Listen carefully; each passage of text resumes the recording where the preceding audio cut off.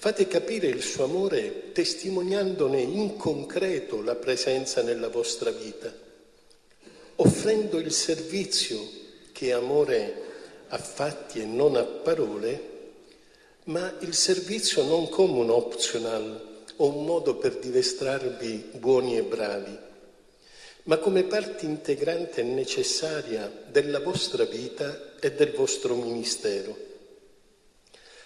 La carità, quando è genuina, manifesta la verità di Cristo, senza attenuarla o lasciarla cadere in ingannevoli compromessi. L'evangelizzazione è questione di amore.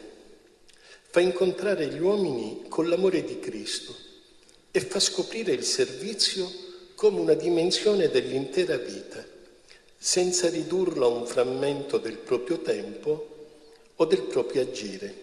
Queste le parole del cardinale arcivescovo di Agrigento, Francesco Montenegro, oggi in occasione dell'ordinazione diaconale alla parrocchia San Nicola di Fontanelle di 3 giovani del seminario di Agrigento. Si tratta di Riccardo Scorsone della parrocchia di Fontanelle, Pastor Megni e Benjamin Mlava, che arrivano invece dalla Tanzania.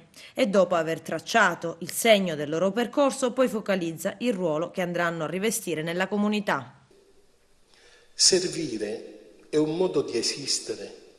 È uno stile che ha le radici nel profondo del cuore. Quando parlerete di Dio, fatelo dopo essere stati vicino all'altare e all'Eucaristia, preoccupatevi di risvegliare in chi avvicinate la speranza, ingrediente necessario per tutti per una vita dignitosa.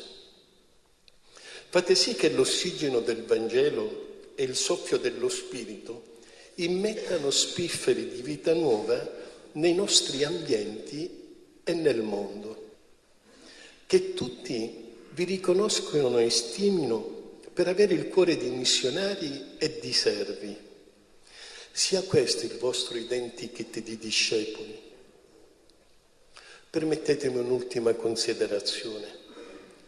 Il servizio fa pensare ai poveri. La necessità del servizio al povero è una nota dominante nella Bibbia. Nel Vangelo, in ogni pagina si incontrano i poveri. Sono l'obiettivo numero 1 del regno. E allora che vi dico? Abbiate coraggio nel vostro ministero. Rifiutate decisamente gli inviti alla falsa prudenza che vi faranno i confratelli che si dicono amici senza esserlo però, o i buoni laici perbenisti. Siate fieri di avere l'ambizione di mettere la vostra vita al servizio del bene di tutti.